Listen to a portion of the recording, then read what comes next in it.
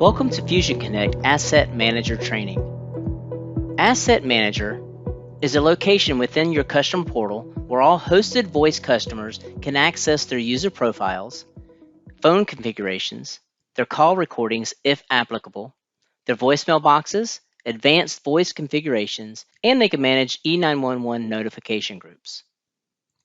To access your customer portal, the URL is login.fusionconnect.com. You'll enter your username and password and log in. Once logged into your portal, for all hosted voice customers, under Services, you'll see Unified Communications highlighted with the amount of locations or sites provided. When you click into Unified Communications, you will have all of your sites listed. Select a site by clicking the three dots, and you can create a ticket on that site, view call detail records on that site, and also manage. Manage will access your Asset Manager. So once in Asset Manager, you have your users, phones, soft phones, default phone settings, trunks, phone numbers, call recordings, auto attendants, voicemail, advanced voice configuration, and manage E911 notification groups options. So notice in this portal, when you click users, a tab will open. That tab can stay open throughout the duration of your Asset Manager. Once you have your users open, it'll list your users, and you can access basically a user profile by selecting the pop-out window for that user. So we'll use this user as an example. A tab will open. This is this user's profile. So once you're in a user's profile, you'll notice the E911 address listed for this user if they call E911 from their actual seat, the user details, and user services. So if you hit edit on this screen, you can edit this information. Say this user is no longer working for you. You can change the actual user name. You can change their name in your directory. You can also change their extension. Over here, you can actually change their E911 address, notification group. We'll get into that later in this training. You can also here, if you select the eye or hover over the eye, it'll tell you exactly what these options do. Zero out phone number, for example. If I choose this option, I can enter a number, so this voicemail of this user can state at the end of their greeting to maybe press 0 to reach them on their cell, if need be. You can put the cell phone number in here, and that call, once 0 is pressed, will outsource to that actual phone number designated, the cell number, for example. For call recording, you can actually turn on, if you have call recordings enabled, or if you've purchased call recordings for a user, you can choose call recordings. And here you can allow the user to pause their call recordings while they're in a call. You can also allow the user access to their own call recordings by selecting here.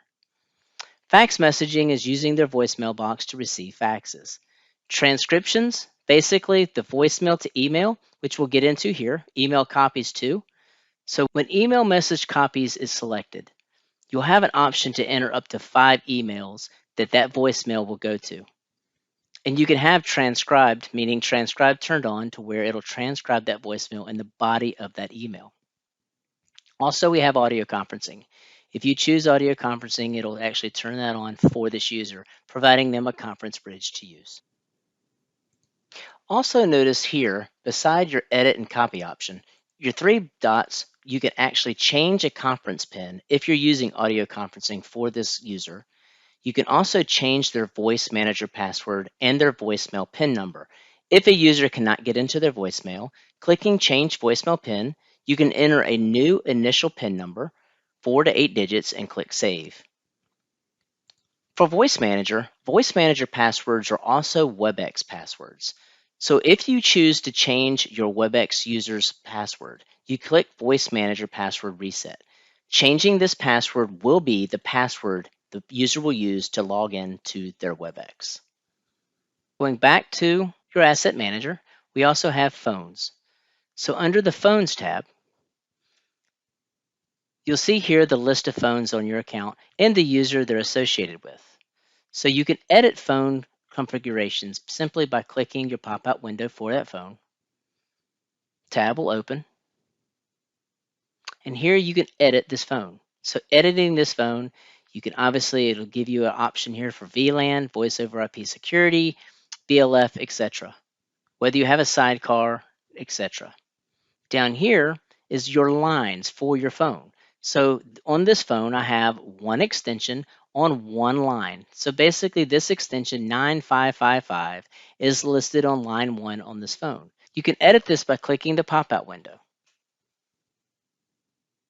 So for line 1, the keys are as such. You can make this extension 9555 be on 2 lines, 3 lines, etc. This phone holds up to 12 lines. So you can have 9555 on all 12 lines, meaning the caller, the user of this phone, can actually juggle up to 12 phone calls. Typically, a phone is provisioned with 4 lines provisioned. If you need a secondary line, you can do that. So you could add another line to this phone, basically, and make it a secondary line and make it shared. So in other words, you can have multiple lines on a phone, maybe for visual purposes. You want to see if someone else is on their phone, for example. Going back to Asset Manager, we also have a list of soft phones. If you have soft phones with Fusion, your WebEx soft phones will be listed here. There's nothing editable, but you can export the list of soft phones and their users from export to CSV or PDF on the bottom. Going back to Asset Manager, default phone settings.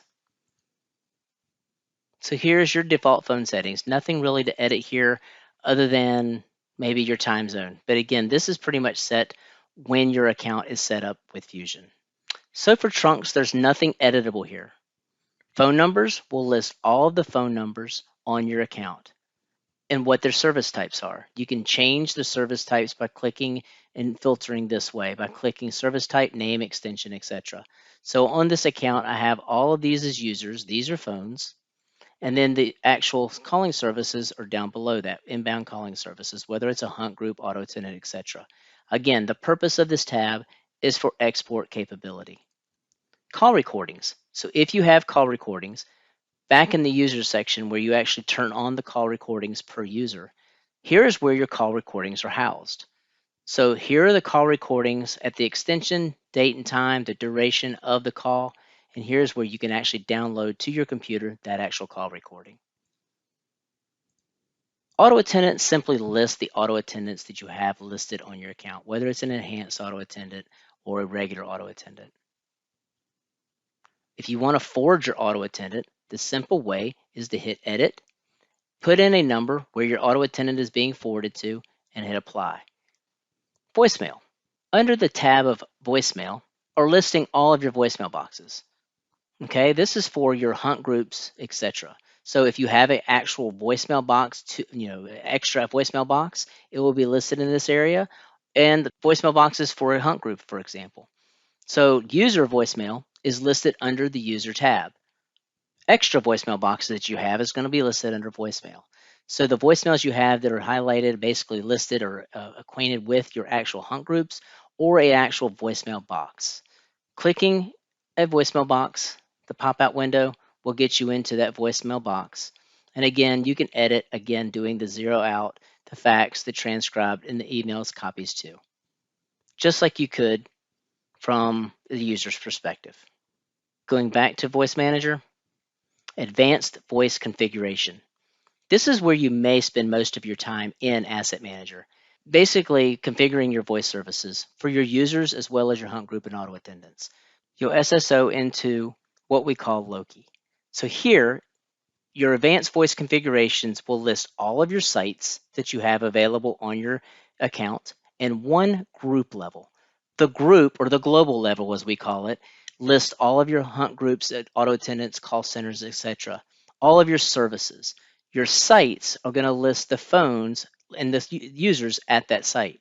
So if I go into this particular site, think of your site as where your phones are located. Over here in the user section, I can actually choose a phone's calling features. So if I go into Billy Supervisor 2, I am now in the voice configuration for that actual phone. So these are the voice features for this actual particular phone number and user.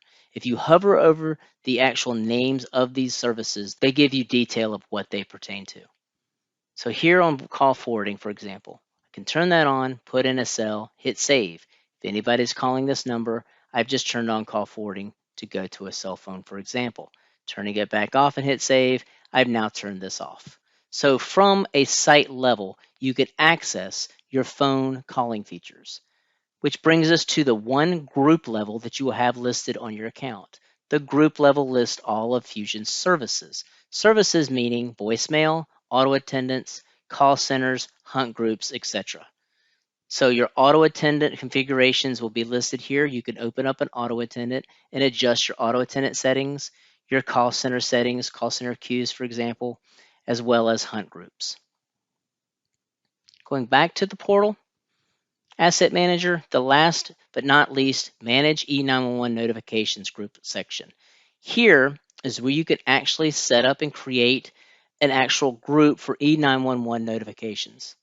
So E911 notifications, what this is for is you can create a group. If you do, we'll click Add. We'll call this Test Group.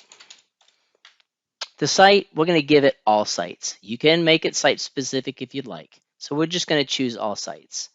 Here in this test group, we have 3 different options for how people can actually be notified if any of your users are dialing 911. The 2 types of notifications are SMS or email. So here I'm going to go SMS and put in a number. I'm also going to do another type for another person, maybe an email address. And then a third type, meaning another SMS. So this can be someone else at another location. And we hit apply. 3 different notifications being sent 2 different ways in this test group. Once you have the group created, you can see here the associated numbers or users affiliated with that group. So clicking out your pop-out window for that group, you can actually assign users. So this user is assigned to this group. If that user calls 911, it's going to alert via email this email address and this cell phone number. Again, they don't have a third type, but I can add additional numbers, additional users, because this is across all sites. As you can see here, all sites. So under emergency notifications, you can create groups or have one group, have every single site listed for all sites and have all your users listed. So if anyone on your site calls E911, up to 3 people can be notified one of 2 ways, either email or SMS, that they have called 911. And we're back to Asset Manager. This concludes your Asset Manager training.